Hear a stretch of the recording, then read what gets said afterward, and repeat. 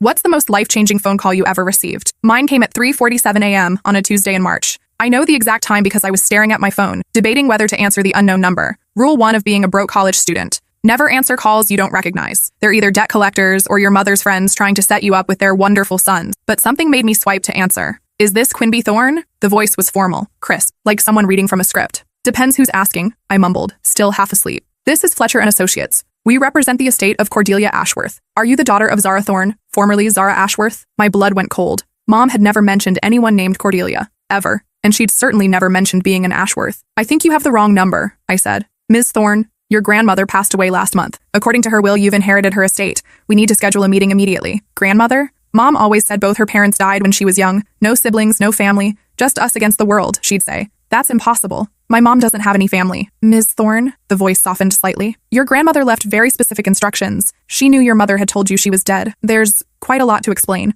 I sat up in my tiny dorm room, suddenly wide awake. What kind of estate are we talking about? I asked. $17 million. And a house. The room started spinning. 17 million? We'd been living on ramen and hope for years. Mom worked 3 jobs just to keep me in school. Why now? If she's been alive this whole time, why reach out after she's dead? Your grandmother was estranged from your mother, but she's been watching you, paying for things. Your scholarship to university? That wasn't merit-based. My scholarship. My full ride to the most expensive private school in the state. I'd always wondered how I'd beaten out thousands of applicants. She paid for my school, among other things. Ms. Thorne, there are conditions to the inheritance. You must come to Willowbrook immediately, alone, and you cannot tell your mother about this call. Why can't I tell Mom? Silence stretched across the line. Because your mother isn't who you think she is. And neither are you. The lawyer gave me an address in Willowbrook, a town I'd never heard of, 3 hours north. Said I had 48 hours to decide or the money would go to charity. After hanging up, I stared at my phone for an hour. Then I called Mom. Honey, it's almost 5 a.m. Is everything okay? Mom, who is Cordelia Ashworth? The silence that followed told me everything. Where did you hear that name? Her voice had changed completely. Gone was my warm, loving mother. This voice belonged to a stranger. Someone called about her estate. Said she was my grandmother. Pack your things. Now, we're leaving town. What? Mom, what's going on? Just do it, Quinby. We have maybe an hour before they realize, I know. Before who realizes? Before what? That's when I heard it. Cars pulling up outside my dorm. Multiple engines. Footsteps in the hallway. Someone knocked on my door. Quinby Thorne? We need to talk. I looked out my window. Black SUVs surrounded the building. Men in suits stood at every exit. Mom, I whispered into the phone. I think it's too late. The knocking became pounding. Quinby, listen to me very carefully. Mom's voice was urgent now. Whatever they tell you, whatever they show you, remember this. Everything you think you know about our family is a lie. Trust no one. And whatever you do, the door exploded inward. Don't let them take you to Willowbrook. 3 men in expensive suits stepped through the splintered doorframe. The one in front had silver hair and cold blue eyes that seemed to catalog everything about me in seconds. Ms. Thorne, he said calmly, as if breaking down doors was part of his daily routine. I'm Detective Garrison with the state police. We need you to come with us. Where's your warrant? I clutched my phone tighter, Mom's voice still a whisper in my ear. He smiled, the kind of smile that never reached his eyes. This isn't that kind of visit. Your grandmother's estate requires immediate attention. There are security concerns. My grandmother is dead. I backed toward my window, calculating the drop to the grass below. 3 stories. Probably survivable if I aimed for the bushes. Ms. Thorne, the second man spoke up. He was younger, nervous. There are things about your family you don't understand. People who want to hurt you. People like you. We're here to protect you, Garrison said. Cordelia Ashworth made many enemies during her lifetime. Word of your inheritance has already leaked. Do you really want to find out what happens to a 20-year-old girl with $17 million and no protection? I pressed the phone closer to my ear. Mom's voice was barely audible now. Baby, can you hear me? Yes, I whispered. Whatever happens, don't sign anything. Don't trust anyone who claims to know what's best for you. And remember, Garrison snatched the phone from my hand and crushed it under his heel. Enough games. You're coming with us. Am I under arrest? Not yet. The third man stepped forward. He was massive, built like a linebacker, with scars across his knuckles that told stories I didn't want to hear. Let's make this easy, he rumbled. I grabbed my emergency backpack, the one Mom had taught me to keep packed since I was 12. Back then, I thought it was paranoia. Now I realized it was preparation. Fine, but I'm driving myself, Garrison laughed. I don't think so. Your car might have mechanical problems on the way to Willowbrook. There it was. They were taking me exactly where Mom said not to go. I'm not going to Willowbrook. Yes, Garrison said, nodding to the linebacker. You are. The big man moved faster than someone his size should. He grabbed my arm, but I'd spent 4 years in self-defense classes after a particularly bad night when Mom came home with bruises she wouldn't explain. I drove my elbow into his solar plexus and stomped on his instep. He doubled over, gasping. I sprinted for the window. The younger man caught me just as I reached the sill. Please don't make this harder than it needs to be. Get off me! Quinby, stop. I'm trying to help you. Something in his voice made me pause. While Garrison and the linebacker felt like predators, this one seemed different. Scared, maybe. Who are you really? I asked. My name is Tobias Fletcher. I'm Cordelia's lawyer. The real one. The person who called me? Wasn't me. Someone's been intercepting communications meant for you. He glanced nervously at Garrison. Your grandmother left specific instructions. You were supposed to have choices. These men are not part of the plan. Garrison straightened, his facade slipping. Enough, Fletcher. She comes with us now. Under whose authority? Tobias stepped between us. Mine. Garrison pulled out a badge, but not a police badge. This one had a symbol I didn't recognize. Some kind of tree with twisted branches. Tobias went pale. The syndicate. Cordelia said you might come. What's the syndicate? I asked. The people your grandmother spent 30 years hiding from, Tobias whispered. The people your mother ran from when she was pregnant with you. The linebacker had recovered enough to block the door. Garrison pulled out his phone and made a quick call. Yes, we have her. Bring the car around and prep the facility. Facility? That didn't sound like a law office. Tobias, I said quietly. What did my grandmother really do? She discovered something she shouldn't have. About the town. About the families who run everything. She tried to expose them. Expose what? Garrison ended his call. Nothing that concerns you anymore. You're about to become very rich and very quiet about family business. And if I refuse? His smile returned. Girls with your background rarely live long enough to spend their inheritance anyway. Terrible accident rates among young women who ask too many questions. That's when I understood. This wasn't about money. This was about silencing whatever secrets my grandmother had tried to tell. Tobias, I said, backing toward my desk. How long have you known about me? Your grandmother hired me when you were born. She's been protecting you from a distance ever since. Protecting me from what? The truth about Willowbrook. About what really happened to the other families who tried to leave. I reached into my desk drawer and pulled out the one thing Mom had given me when I started college. A small silver locket that belonged to her mother. The mother she'd told me was dead. Inside was a photo I'd never really looked at.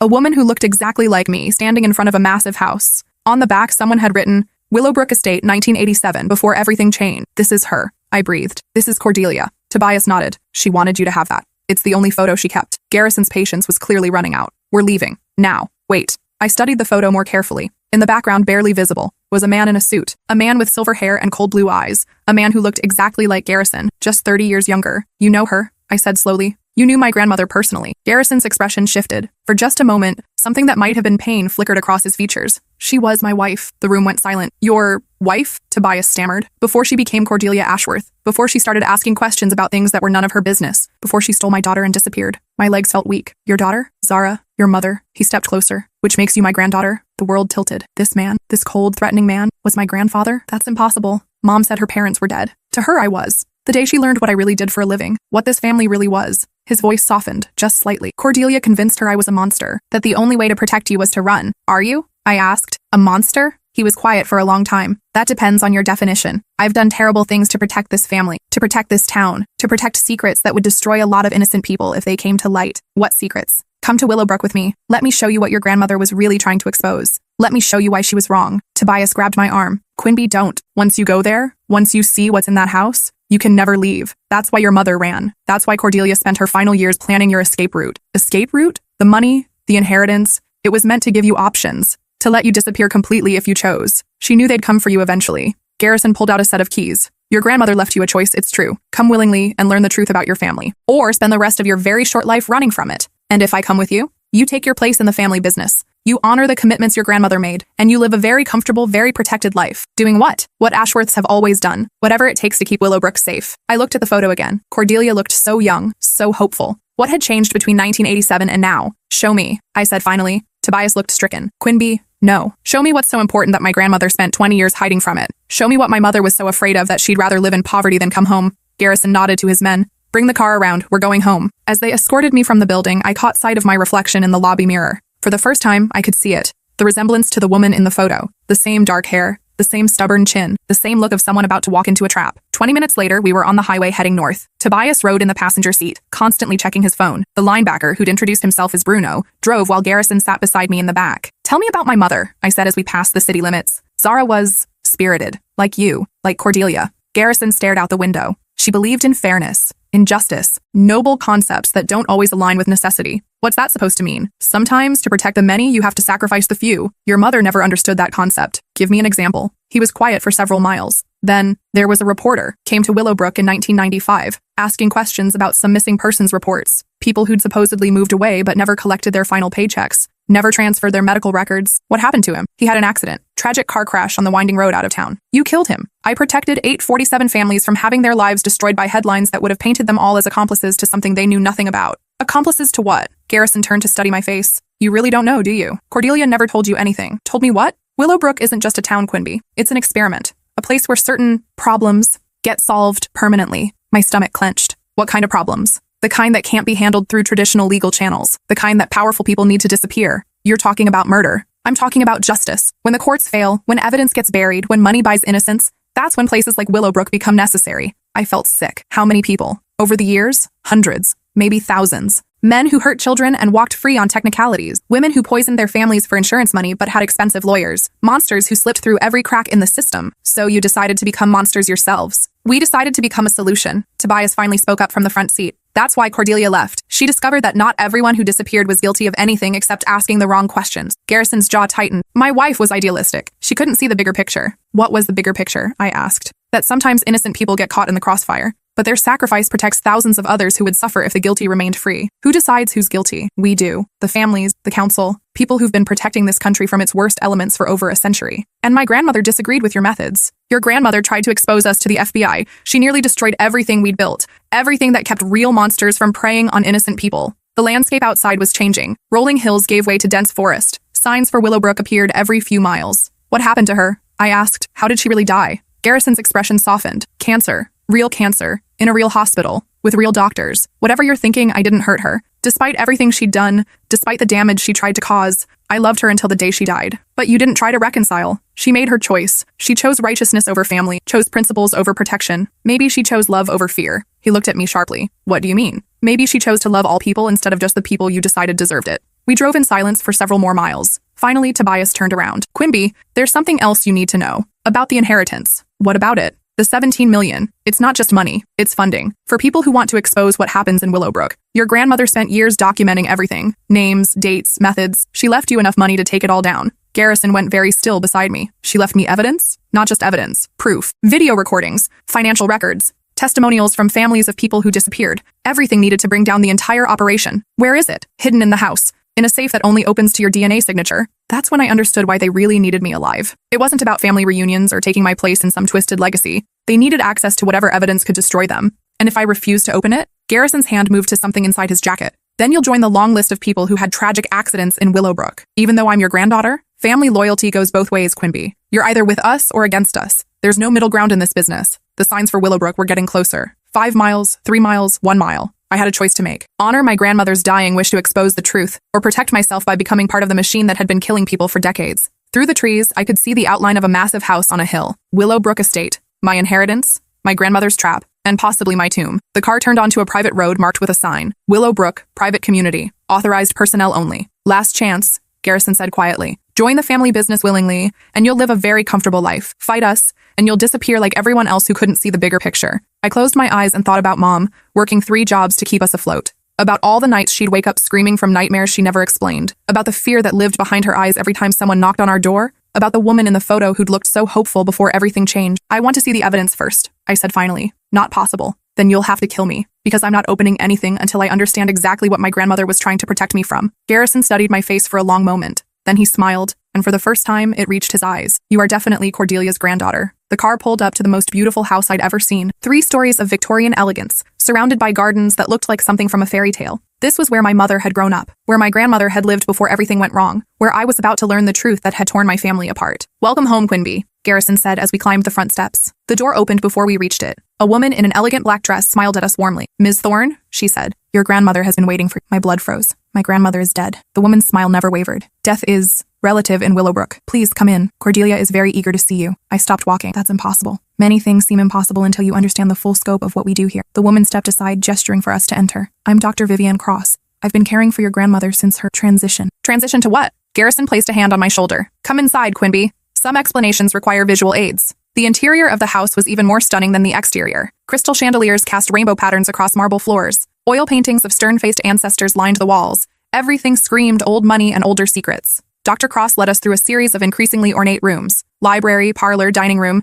each more elaborate than the last. Finally, we stopped at an elevator hidden behind what looked like a bookshelf. The real estate is downstairs, she explained, pressing her palm to a scanner. The elevator descended for what felt like forever. When the doors finally opened, I stepped into what looked like a medical facility. Pristine white hallways, the smell of antiseptic, and the constant hum of machinery. Welcome to the Willowbrook Life Extension Project, Dr. Cross said proudly. Life extension? Death, as humans have traditionally understood it, is simply a failure of medical technology. Here we've moved beyond such limitations. She led us past rooms filled with equipment I couldn't identify. In one, I glimpsed what looked like a person suspended in some kind of fluid. In another, machines that seemed to be breathing for someone I couldn't see clearly. Your grandmother volunteered for our experimental protocols when her cancer became terminal, Dr. Cross continued. Rather than accept the inevitable, she chose to become part of something greater. We stopped outside a room with a large observation window. Inside, connected to dozens of tubes and wires, was a woman who looked exactly like the person in my locket photo. Younger than she should be, somehow preserved in time. Cordelia Ashworth, Dr. Cross announced. Technically deceased for 3 months, but functionally alive in every way that matters.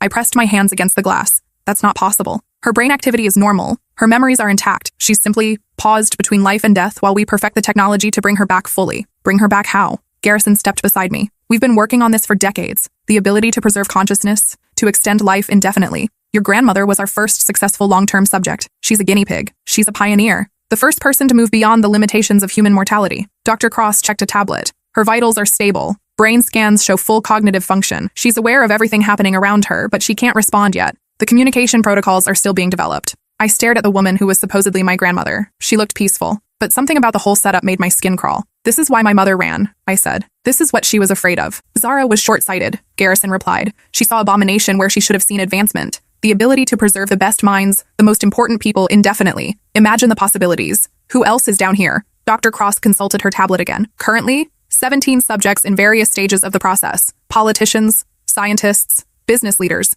people whose knowledge and experience are too valuable to lose to something as mundane as death. And the people who disappear? The ones you say deserve justice? Different protocols entirely. This facility has multiple purposes. She led us past more rooms. In one, I saw what looked like an interrogation chamber. In another, something that resembled an operating theater, but with equipment that belonged in a horror movie. Justice takes many forms, Dr. Cross explained. Some subjects provide information before their completion. Others become part of medical experiments that benefit humanity as a whole. You torture people. We extract truth. We advance science. We ensure that those who harm others contribute something useful to society before they're eliminated. My stomach churned. How long has this been going on? The town was founded in 1887, Garrison said, but the modern facilities have been operational since 1962. Your great-great-grandfather was one of the original architects of the program. Program? Willowbrook serves multiple federal agencies. We handle problems that can't be solved through traditional means. We conduct research that can't be done in traditional facilities. We preserve assets that are too valuable to lose to natural causes. You're a government black site. We're a solution to problems that democracy can't solve. Sometimes justice requires methods that can't withstand public scrutiny. Dr. Cross stopped at another observation window. Inside was a man strapped to a table, electrodes attached to his skull. This subject arrived yesterday, suspected of trafficking children but released on a technicality. Traditional law enforcement failed, so he becomes our responsibility. What will you do to him? Extract information about his network, identify other predators, then ensure he never hurts another child. By killing him, by repurposing him, his organs will save lives. His brain tissue will advance our research. His death will prevent countless others. I watched the man struggle against his restraints. He looked terrified, desperate. Whether he was guilty of what they claimed didn't matter. What they were doing was wrong. I want to see my grandmother, I said. Alone. Dr. Cross glanced at Garrison, who nodded. 5 minutes. The room is monitored, so don't try anything foolish. They led me into Cordelia's room. Up close, she looked even more like the photo. The same bone structure, the same delicate features, but her skin had an artificial quality, like she was made of wax. I sat beside her bed. The machines hummed quietly, keeping her suspended between worlds. Grandmother? I whispered. Can you hear me? For a moment, nothing happened. Then her eyes moved, just slightly, but enough to focus on my face. I am Quinby, Zara's daughter, your granddaughter. Her eyes widened slightly. I thought I saw recognition there. Mom said you were dead. She's been protecting me from all this. I gestured around the room, but now they want me to be part of it. They want me to open some safe that only I can access. Cordelia's eyes moved again, this time toward a small panel on the wall I hadn't noticed before. Is that it? The safe? The slightest nod. Or maybe I imagined it. What's inside? What were you trying to tell the world? I stood and approached the panel. It was definitely some kind of scanner, designed for DNA or biometric identification. They say you documented everything, that you left evidence to expose what happens here. When I looked back at Cordelia, her eyes were focused intently on mine. Then, very deliberately, she looked toward the door, then back at me. A warning. They're watching, I whispered. Another tiny nod. I sat back down, thinking furiously. If I opened the safe, what would I find? Evidence that could destroy this place and save countless lives? Or something that would get me killed before I could use it? What do you want me to do? I asked quietly. Cordelia's eyes moved to the ceiling, then to me, then to the wall panel. A pattern. Up, me, panel. Up, me, panel. Above? There's something above the panel. The pattern again. I looked more carefully at the wall above the scanner. At first, I saw nothing. Then I noticed a tiny scratch in the paint. Numbers. 2751. A code? Quinby. Dr. Cross's voice came through an intercom. Time's up. I squeezed Cordelia's hand gently. Her fingers were cold, but somehow they pressed back just barely. I understand, I whispered. When I rejoined the others, Garrison was studying my face carefully. Did she respond to you? No, she just looked at me. It was heartbreaking. The preservation process affects some neural pathways, Dr. Cross explained, but her core personality is intact. When we perfect the revival protocols, she'll be exactly as she was before the cancer. And if I open the safe, what happens to her? That depends on what's inside, Garrison said, and what you choose to do with it. We took the elevator back upstairs. The transition from the sterile medical facility to the elegant Victorian rooms was jarring, like stepping between two different worlds. I need some time to think, I said. Of course. This is your home now. Explore, get comfortable. But understand, once you've seen what you've seen, you can never leave. Too many secrets, too much sensitive information. And if I try? The same thing that happens to everyone who tries to leave Willowbrook with unauthorized knowledge. A tragic accident on the winding mountain roads. Tobias, who'd been silent since we arrived, finally spoke up. Quinby, may I show you to your room? Your grandmother prepared it specially for you. Garrison nodded approval, and Tobias led me up a grand staircase to the second floor. The hallway was lined with family portraits going back generations. All the faces looked similar. Strong jaws, intelligent eyes, stubborn chins. Your room, Tobias said, opening a door. Inside was a bedroom that looked like it belonged in a magazine. 4-poster bed, antique furniture, windows overlooking the gardens. On the desk was a stack of documents. What are those? Your inheritance paperwork, financial statements, property deeds, trust fund details, everything your grandmother left you. I flipped through the pages. The numbers were staggering. Not just 17 million, more like 40 million in various accounts and investments. She was very wealthy. The Ashworth family has been accumulating resources for over a century. Your grandmother added significantly to the portfolio through various business ventures. Legal business ventures? Tobias closed the door and lowered his voice. Quinby, I need to tell you something. Away from the monitoring systems. He pulled out a small device and activated it. The air seemed to shimmer slightly around us. Signal jammer. We have maybe 5 minutes before they notice. What is it? Your grandmother didn't just document what happens here. She designed a way to stop it. Permanently. How? The facility downstairs, the life support systems, the computer networks, the security protocols,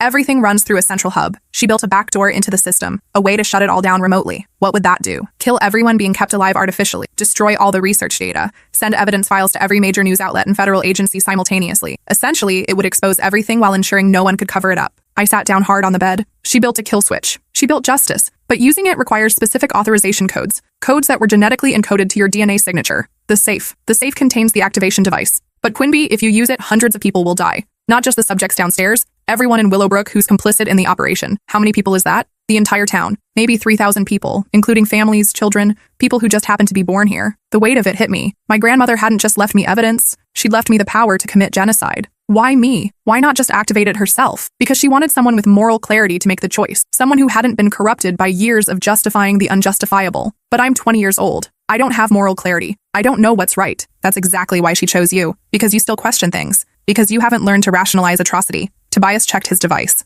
We're running out of time. What should I do? That's not my choice to make. But consider this. How many innocent people have disappeared here over the decades? How many more will disappear if nothing changes? The signal jammer deactivated. A few moments later, someone knocked on the door. Come in, I called. Dr. Haha. Cross entered with a dinner tray. I thought you might be hungry. The adjustment period can be difficult. She set the tray on a small table by the window. Roast chicken, vegetables, bread that smelled freshly baked. My last meal before I decided the fate of thousands of people. Dr. Cross, I said as she turned to leave, how did you get involved in all this? She paused. My daughter was murdered when she was 8 years old. The man who killed her was released on a technicality. Contaminated evidence. He went on to kill 3 more children before he was finally caught. I'm sorry. By then, it was too late for justice through conventional means. But here, I was able to extract every detail about his methods, his victims, his network of associates, information that saved dozens of other children. His death meant something. Do you ever question what you're doing? Every day. But then I think about those children who are alive because of what we learned from their killer. The moral calculus isn't simple, Quinby, but it is necessary. After she left, I sat by the window eating mechanically while I watched the sunset over Willowbrook. In the distance, I could see the town proper. Neat houses, tree-lined streets, a church with a white steeple. It looked peaceful, normal, like the kind of place where nothing bad ever happened. But I knew the truth now. This entire community was built on a foundation of blood and secrets.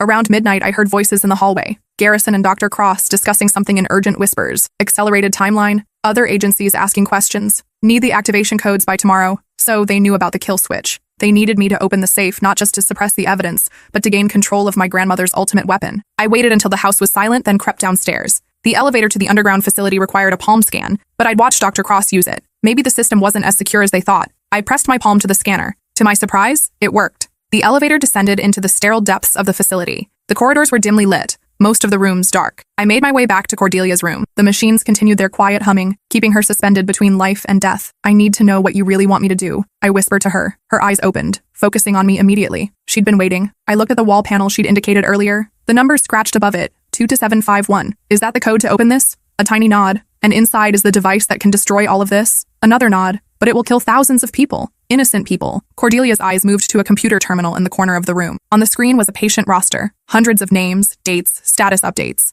I scrolled through the list. Most entries were marked terminated or experimental failure, but some were still active. 17 people being kept alive like Cordelia, and dozens more marked intake pending, people who would be brought here to die. How many people will die if I do nothing? I asked. Cordelia's eyes moved to the screen, then back to me. I kept scrolling. The list went back decades. Thousands of names. Thousands of people who disappeared into this place and never left. And if I used the device? She looked toward the ceiling, toward the town above us. 3,000 people. But how many of them are innocent? How many are just living their lives, not knowing what happens down here? Cordelia's expression shifted. Her eyes narrowed slightly, then moved toward a filing cabinet in the corner. I opened the top drawer. Inside were employee records. Everyone who worked at the facility, going back to its founding. But more than that, family trees, recruitment records, psychological profiles. The truth was worse than I'd imagined. There were no innocent bystanders in Willowbrook. The entire town was a generational conspiracy. Children were raised from birth to accept the necessity of the facility. Families were selected for their ability to keep secrets. Anyone who showed signs of moral conflict was quietly relocated. They're all complicit, I breathed. Cordelia managed the slightest nod.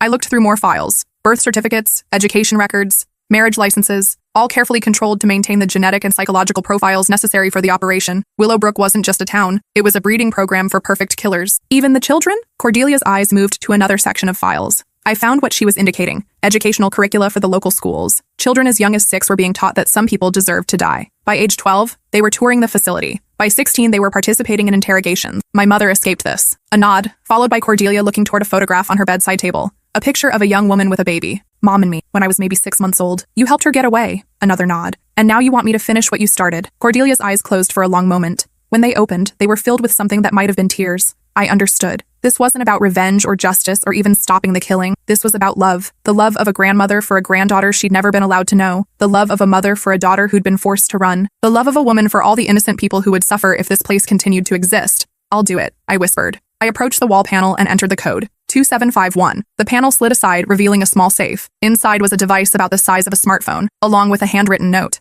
My dearest Quinby, I read aloud. If you're reading this, then you've seen the truth about our family and the terrible thing we've been part of. I know the choice I'm asking you to make is impossible, but sometimes impossible choices are the only ones worth making. The device requires both your DNA signature and your conscious choice to activate. It cannot be used against your will. Whatever you decide, know that I love you, and I'm proud of the woman your mother raised you to be. Grandmother. I picked up the device. It was warm to the touch, and a small screen lit up when I held it. DNA sample required appeared on the display. I pricked my finger on a small needle built into the device. The screen changed to DNA confirmed Quinby Thorne authorized. Below that, activation requires conscious consent. Do you wish to proceed? 2 options appeared. Yes and no. I looked at Cordelia one last time. Her eyes were closed, but I could see the peace on her face. She'd passed the burden to me, and now she could rest. I thought about my mother working 3 jobs and living in fear. About all the children who would grow up to become killers if this place continued. About the innocent people who would disappear into these rooms and never be seen again. About the choice between certain death for 3,000 guilty people and continued death for countless innocent ones. I pressed yes.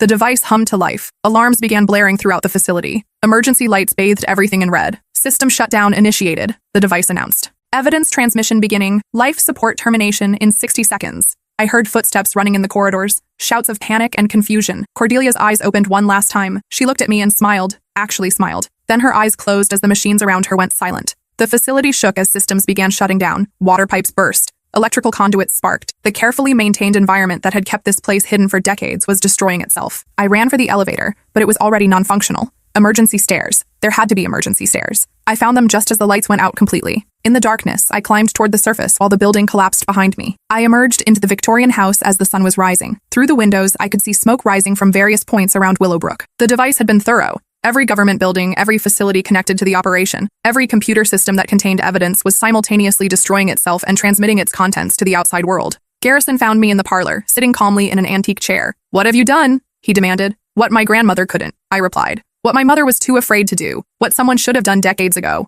He raised a gun, pointing it at my chest. "This doesn't end it. There are other facilities, other operations. You've just made yourself a target for the rest of your very short life. Maybe. But now the world knows what you are. Now there will be investigations, arrests, trials. Now the families of all those missing people will have answers. You've killed thousands of innocent people. No, I've stopped thousands of innocent people from being killed by people who were never innocent to begin with." Sirens were approaching from multiple directions. Federal agents, probably. The evidence transmission had worked. Garrison kept the gun trained on me as we waited. "You could have had everything. Wealth, power, protection. Instead, you chose righteousness. Just like your grandmother. I chose love," I said. "Something you never understood." When the FBI broke down the front door, they found Garrison sitting across from me, the gun in his lap, staring out the window at the town he'd spent his life protecting. "It's over," he said quietly. "Yes," I agreed. "It is." 6 months later, I testified before a Senate committee about what I'd seen in Willowbrook. The trials are still ongoing. Hundreds of people have been arrested. Dozens of government officials have resigned. The $17 million turned out to be real, as did the rest of my inheritance. I've used most of it to establish a foundation for families of missing persons.